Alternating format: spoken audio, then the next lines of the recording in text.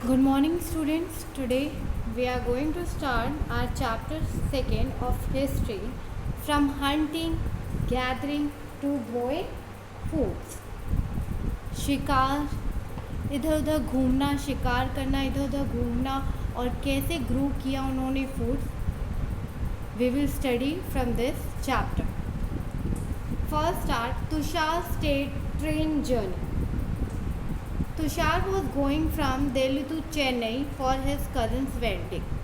तुषार दिल्ली से चेन्नई जा रहा था अपनी कज़न्स की वेडिंग अटेंड करने के लिए. They were traveling by train and he had managed to squeeze into the window seat, his nose glued to the glass pane.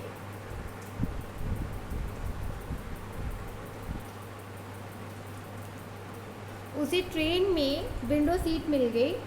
Manage to squeeze into the window seat and his nose glue, glass शीशे की वो बिल्कुल चिपक गया, उसकी नाक चिपक गई और वो बाहर वॉच करने लगा. He watch started trees, house flies past and his uncle tapped his shoulder and said, "Do you know that trains were first used about 150 years ago?"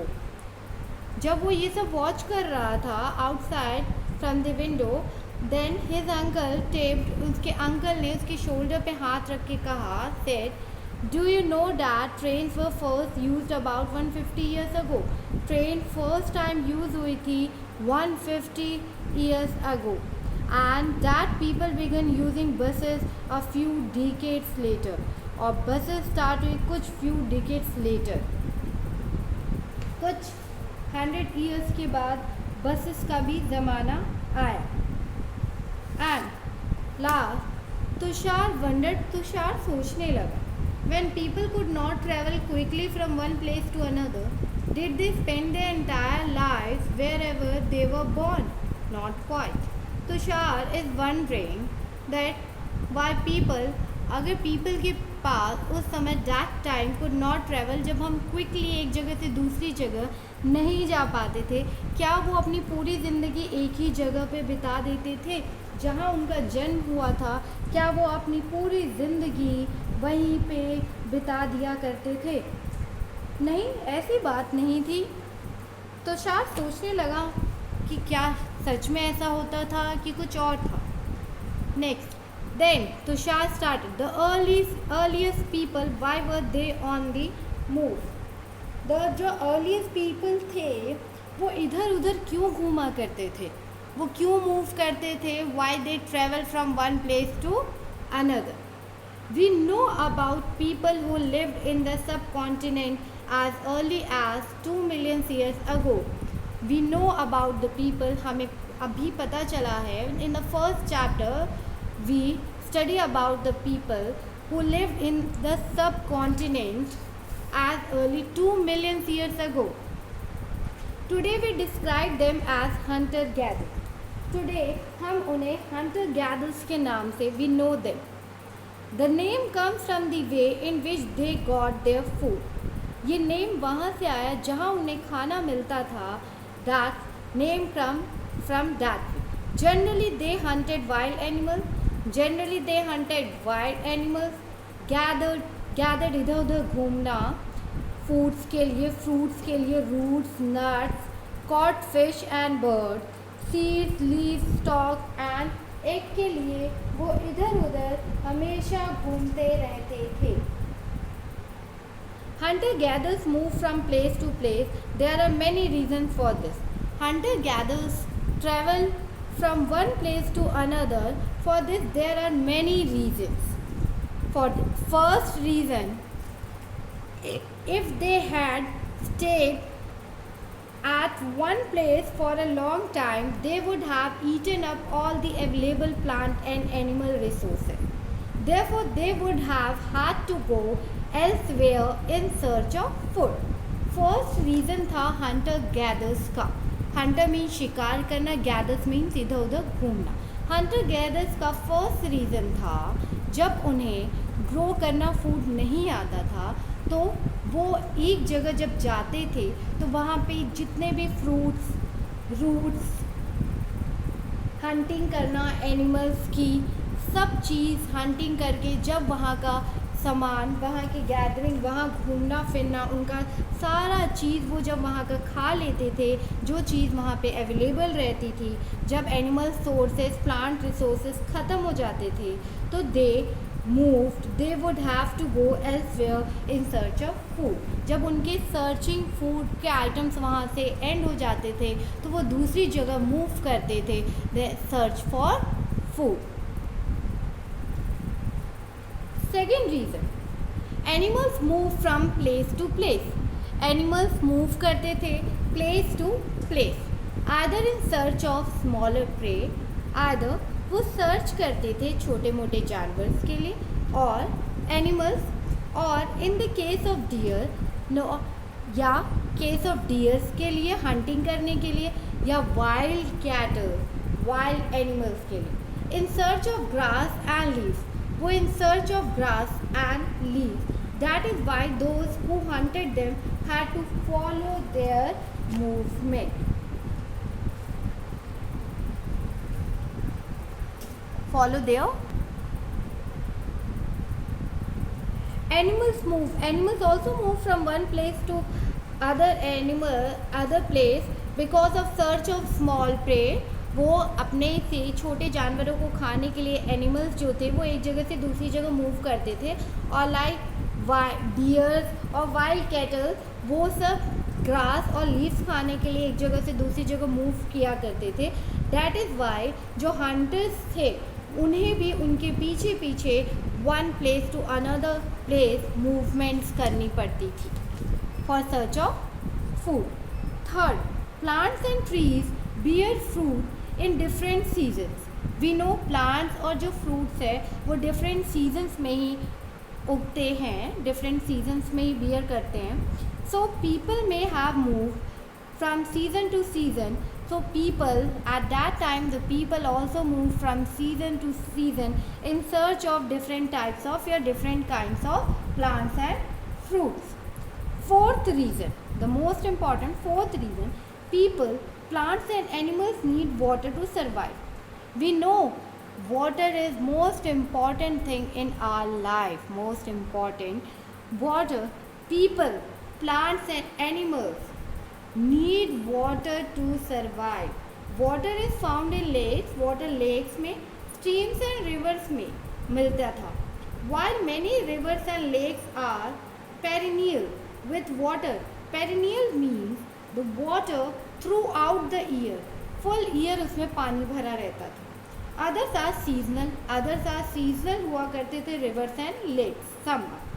People living on their banks would have had to go in search of water during the dry seasons. Winter and summer के season में जो perennials नहीं होते थे, जो seasonal, जहाँ seasonal पानी होता था रिवर्स और लेक में, पीपल को one place to another place move करना पड़ता था ड्यूरिंग द ड्राई सीजन, जब वहाँ वाटर एंड हो जाता था, like winter and summer season. Summer और विंटर सीजन में उन्हें one place to another place move करना पड़ता था for search of water also. The next topic is how do we know about these people. हमें इन पीपल्स के बारे में कैसे पता चलता है. How do we know about these people. Archaeologist have found some of the things hunter gathers made and used. Who is the archaeologist? We have studied in first chapter that they study the remains of building made of stone and brick, paintings, sculptures, and the ornaments, stone, bone, baked clay or metals. They search about these things. They found some of the things hunter-gatherers use. उन्हें कुछ ऐसे सामान मिले हैं जो hunter gathers use करते थे या उन्होंने बनाया था. It is likely that people made and use tools of stone, wood and bone, of which stone tools have survived best. उन्हें जो टूल्स मिले हैं, दैट हमें इससे पता चलता है कि जो पीपल्स, जो हंटर गैदर्स थे, they use tools of stone, wood and bone. वो तीन प्रकार के टूल्स का यूज़ करते थे, 3 प्रकार के टूल्स का यूज़ करते थे जो स्टोन से बना रहता था, लकड़ियों से एंड हड्डियों से। और विच स्टोन सबसे बेस्ट टूल था? Stone tools have survive best. Stone tools बहुत अब तक सर्वाइव बेस्ट है, अब तक उन्हें वो वैसे ही तरह मिलता है जैसे उन्होंने उसे बनाया था। और जो बोन्स एंड वुड थे वो इंसेक्ट्स वुड्स की बनी हुई टूल्स इंसेक्ट्स खा गए या टूट गए या बोन्स भी ब्रेक हो गए। Some of these stone tools were used to cut meat and bone. Some of these tools, ये जो स्टोन के टूल्स थे ये यूज़ किया जाता था कट करने के लिए, मीट को कट करने के लिए, फ्लैश को कट करने के लिए एंड हड्डियों को कट करने के लिए, बोन्स को to cut the bone. Scrape bark from trees, trees के बार्क को निकालने के लिए, एंड हाइड्स एनिमल्स के स्किन को निकालने के लिए, चॉप फ्रूट्स को छोटे छोटे टुकड़ों में काटने के लिए, रूट्स को। Some may have been attached to handles of bones or wood to make spears and arrows for hunting. कुछ स्टोन्स को अटैच किया गया,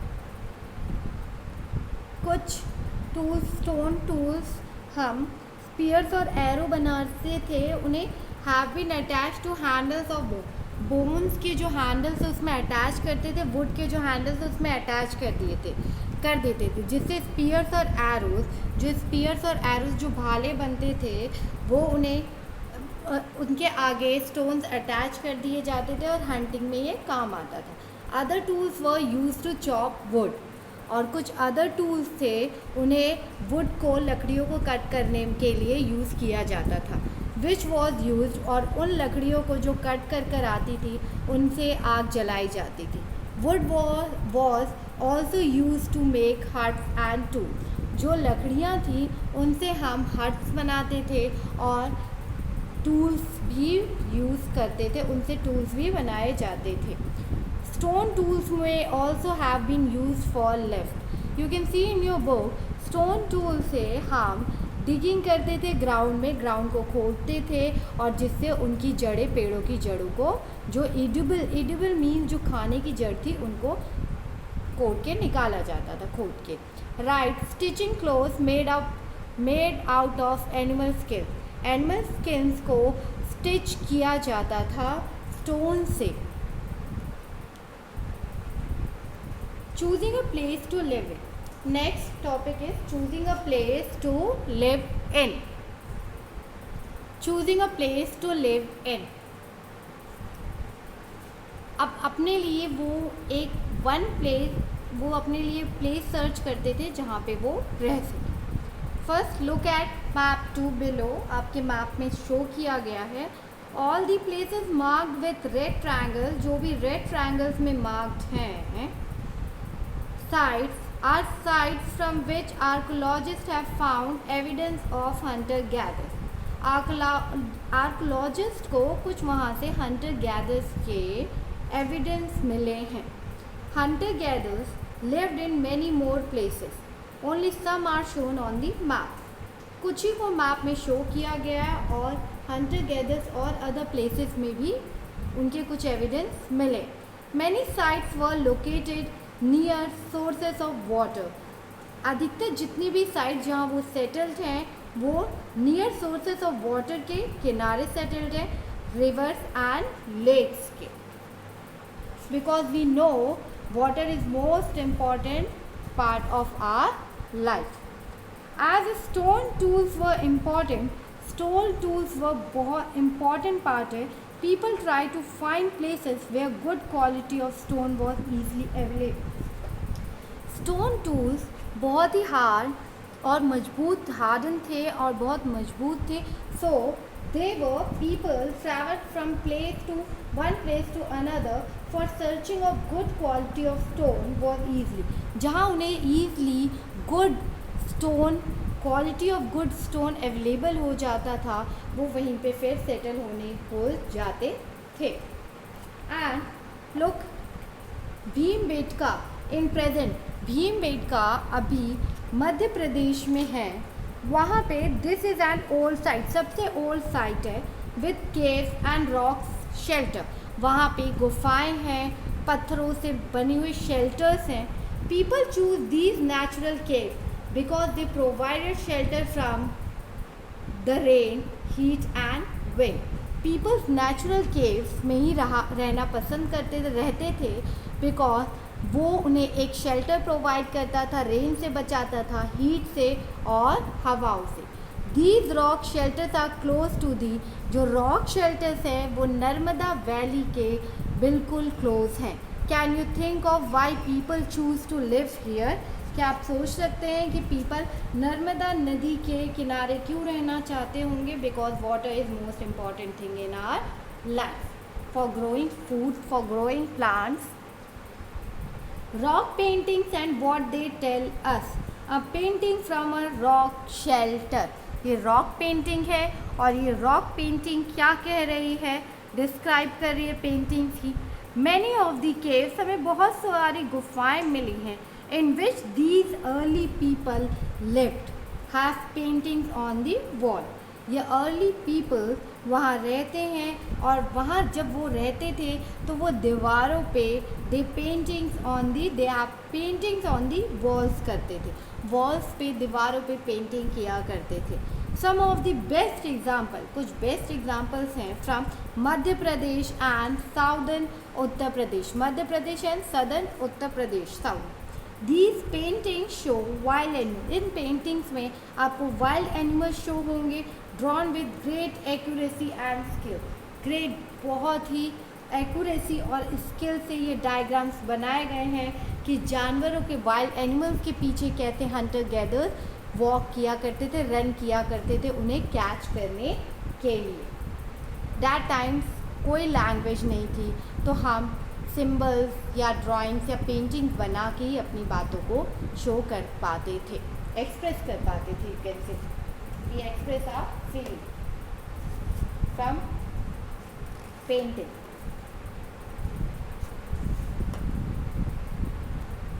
Next topic, sites. Sites are the places where the remains of things were found. Sites ऐसी जगह थी जहाँ remains of things found थे, like tools, pots, buildings, etc. These were, ये tools, पॉट्स, बिल्डिंग्स बनाए जाते थे, यूज़ किए जाते थे और लेफ्ट, वो अपनी फिर एक जगह से दूसरी जगह मूव कर जाते थे उन सामानों को छोड़. दीज में भी फाउंड ऑन दी, कुछ सामान हमें सरफेस पर ही मिला है. सेकेंड, कुछ हमें बरीड अंडर, जो अंडरग्राउंड है, कुछ वहाँ पे मिला है अर्थ को खोदने पर, डगिंग करने पर, और समटाइम्स इवन कुछ हमें अंडर वाटर भी मिला है. You will learn more about different sites in later chapters. आप different sites के बारे में आगे के chapters में read करेंगे. Let's. The next topic is finding out about fire. उन्हें आग की जानकारी कैसे हुई या उन्होंने आग की खोज कैसे की. Finding out about fire. Traces of ash have been found here. कुछ ट्रेस किए गए हैं, कुछ ashes, वहाँ पे कुछ राख मिले हैं हमें. This suggests that, इससे हमें पता चलता है people were familiar with the use of fire. Fire could have been used for many things. As a source of light, light के लिए वो यूज़ करते होंगे fire. To roast meat, meat को roast करने के लिए. And to scare away animal, और एनिमल्स को नाइट में डराने के लिए भी वो आग जलाते होंगे. Why do we use fire for today? Why we use fire for today? For cooking food. Names and dates. Next is names and dates. Archaeologists have been lengthy names for the time that we are studying. They call the earliest period the Paleolithic. These come from two Greek words. Archaeologists have given lengthy names for the time that we are studying. हम जिस time के बारे में पढ़ रहे हैं archaeologist ने उसको बहुत बड़े बड़े नाम दिए हैं, लेंदी नेम से कॉल किया है। दे कॉल द अर्लीस्ट, जो अर्लीस्ट पीरियड था जिस पास्ट के बारे में we are reading now, earliest past period are palaeolithic. This come from two Greek words, palaeo mean old and lithos means stone. Paleolithic, paleo means old and lithos means stone. Second, this come from two Greek words means old stones. The names point to the importance of finds of stone tools. यहाँ पे हमें बहुत सारे old tools find हुए हैं। The Paleolithic period इनका extent periods था 2 million years ago, 2 million years ago to 12,000 years ago, 2 million to 12,000 years ago.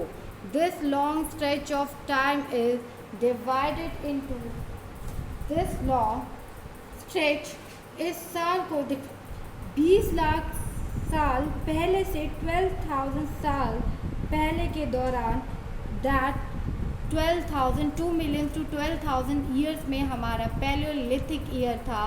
Palaeolithic year कहते हैं या लॉन्गेस्ट पीरियड था। ओल्ड स्टोन्स के बारे में हमें यहाँ से इंफॉर्मेशन मिलती है और हमने इसे फर्दर भी 3 लेयर्स में डिवाइड किया है। 3 टाइम्स में वी डिवाइडेड दिस पैलियोलिथिक को divided into lower, middle and upper Paleolithic. Lower, middle and upper Paleolithic.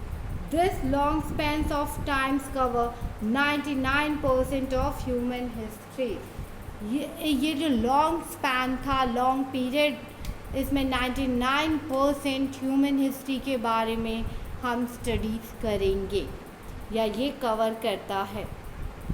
Second, the period when we find environmental changes beginning about, जहाँ हमें environmental changes की beginning start होती है about 12,000 years ago till about 10,000 years ago is called the Mesolithic Middle Stone Time Period. Stone tools found during this period are generally, stone जो इस period में मिले थे वो टाइनी थे, छोटे, एंड आर कॉल्ड माइक्रोलिथ्स। इतने छोटे थे कि उन्हें हम माइक्रोलिथ्स कहते हैं। Micro means small. Microliths were probably stuck onto handles of bone or wood to make tools such as saws and sickles. At the same time, older varieties of tools continue to be in use. Microliths were probably stuck onto handles of bone or wood to make tools such as saws and sickles. हम औजार जो tools बनाने के लिए हम इसका इस्तेमाल करते थे, इस माइक्रोलिथ्स को उनके हैंडल्स पे लगा दिया करते थे, जिससे हमारे सॉस एंड सिकल्स, हसिया और आरी लाइक ये सिकल स्टार्ट हम टूल्स का यूज़ करते थे। एट द सेम टाइम हम ओल्डर वैरायटीज़ ऑफ टूल्स का भी यूज़ किया करते थे। The next stage from about 10,000 years ago, next stage हमारा 10,000 ईयर्स अगो से स्टार्ट हो रहा है और ऑनवर्ड्स अब तक है, is known as Neolithic. What do you think the term Neolithic means? आपको क्या लगता है what do term Neolithic means? New means new, lithic means stone. What? We have also mentioned the names of some places. हम लोगों ने अभी भी कुछ places के name mention किया है. You will find the names of many more places in later chapters. आपको later chapters में और भी नए names मिलेंगे. Very often we use present day names of the places where people lived in the past because we do not know what they call them.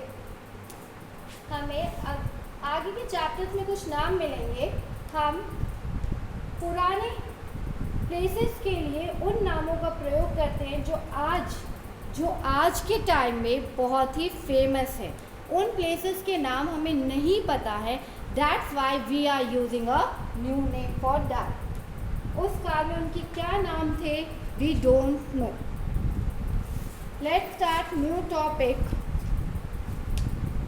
A changing environment. Changing environment. The next topic, a changing environment. Around 12,000 years ago, 12,000 years पहले, there were major changes in the climate of the world with a shift to relatively warm conditions. There were major changes, climate में बहुत सारे changes हुए और वो changes थे कि warm conditions हुई, relatively warm, हमारी environment में गर्मी बढ़ने लग गई।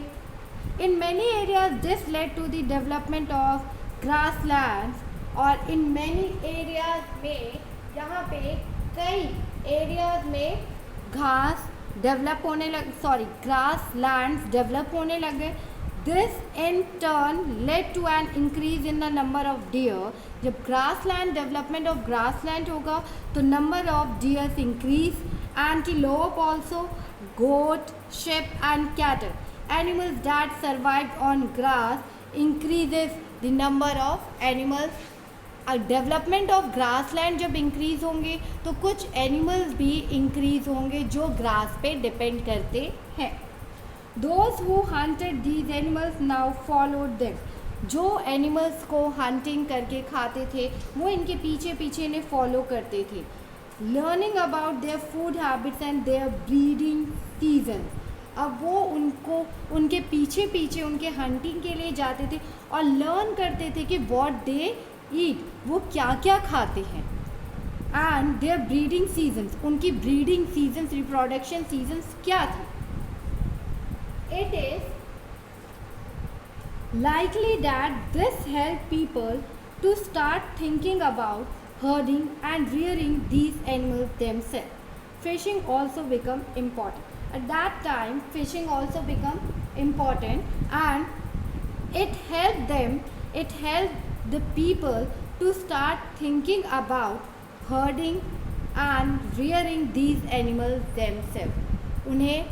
उन्होंने सोचना स्टार्ट कर दिया, हर्डिंग करना और रेयर करना, कि वो इन जानवरों को पालने के बारे में सोचने लग गए, इन जानवरों को पकड़ने के बारे में सोचने लग गए, पालने के बारे में सोचने लग गए।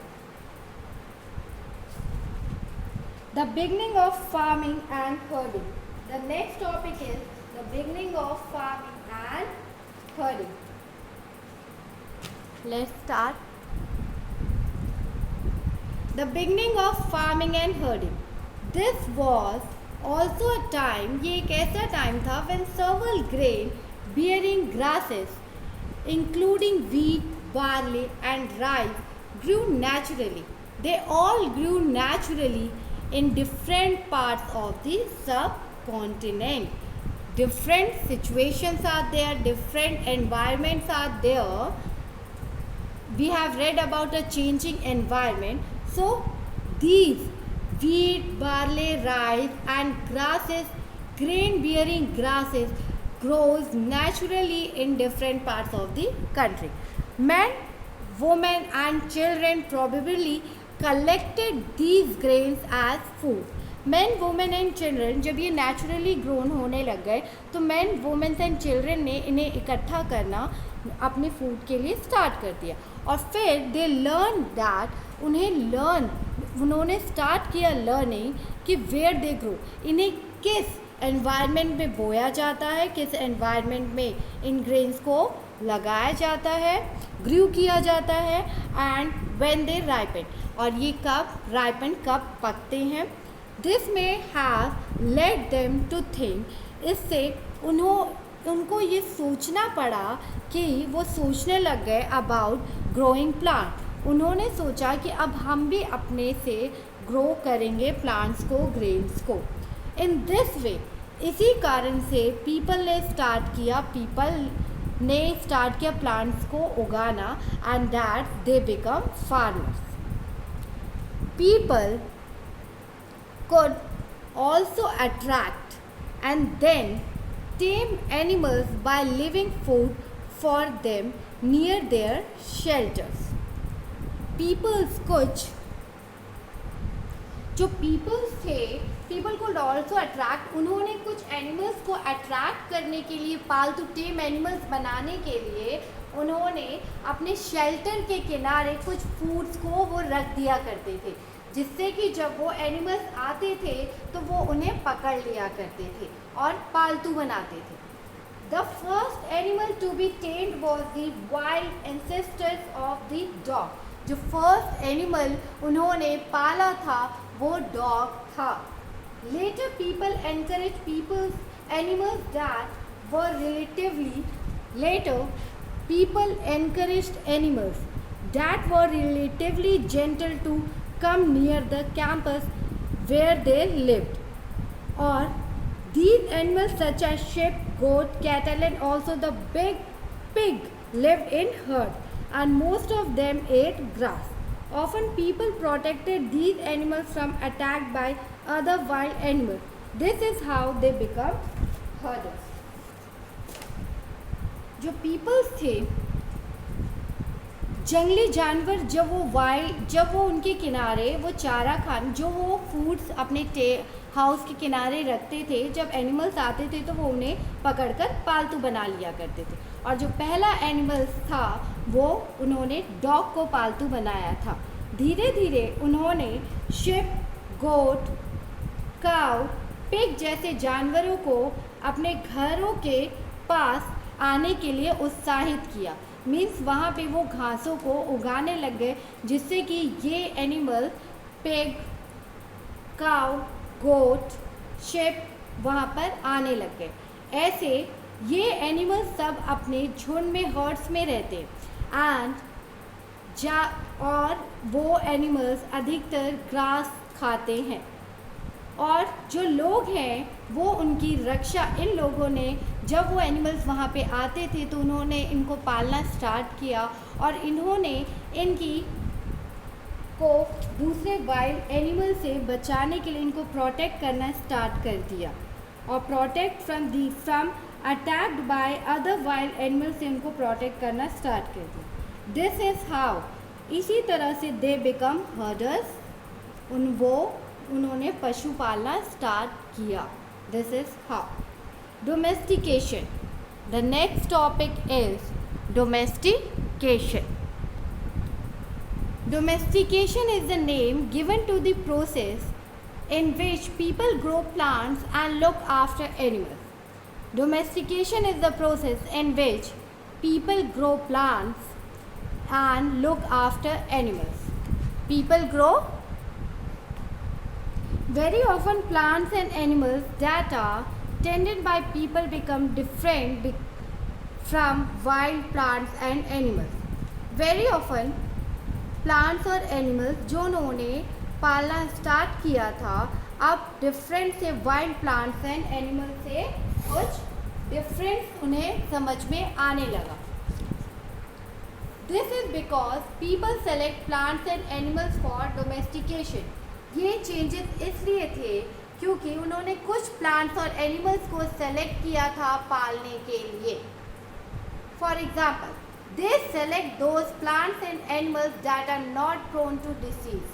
उन्होंने ऐसे plants और animals को पालना स्टार्ट कर दिया था जिससे कि prone to disease means जिससे कि बीमारियां नहीं, कम बीमारियां हो. They also select plants that yield large size grain. उन्होंने ऐसे plants को select किया जिससे large size of grains पैदा हो and grow and have strong stalks capable of bearing the weight of the ripe grain. और जो इसकी स्टॉक हो वो बहुत ही स्ट्रॉन्ग हो जिससे कि वो केपेबल हो अपने जो राइपन फ्रूट्स और राइपन ग्रेन को संभालने में, वेट, उसके वेट को. Seeds from selected plants are preserve. जो सीड्स हैं सेलेक्टेड प्लांट्स के, उन्हें जो अच्छे प्लांट से, गुड प्लांट से उन्हें उनके सीड्स को संभाल के रखा जाता था and sown to ensure that new plants will have the same quality.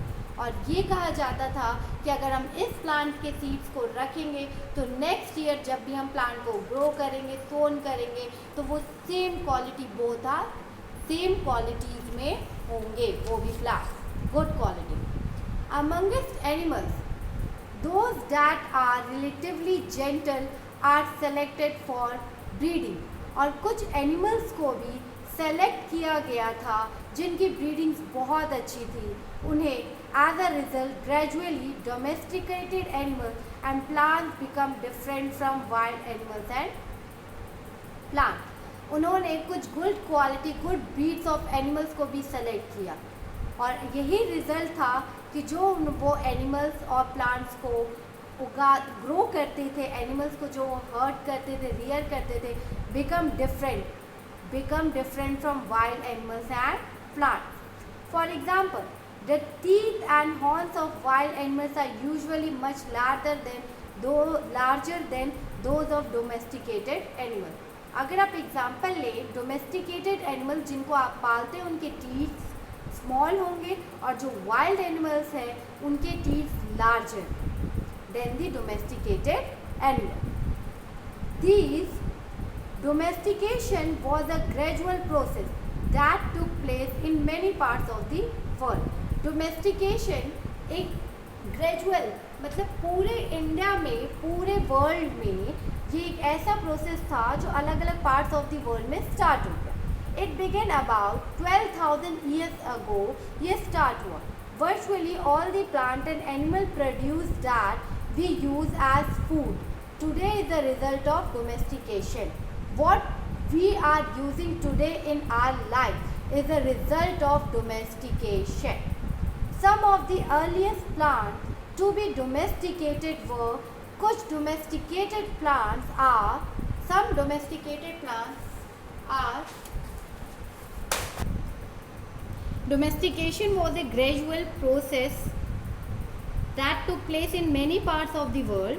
बहुत सारे many parts of the world में took place, start हो गया था domestication। It began 12,000 years ago। Virtually all plants and animals produced that we use as food today is a result of domestication। Some of the earlier plants to be domesticated were wheat and barley। कुछ domesticated plants हैं ये wheat and barley। And animals, some earliest domesticated animals, sheep and goat। The next topic is a new way of life, ways in which grain was used as seed। Grain was used in as seed, as food, as gift, stored for food। A new way of life is if you plant a seed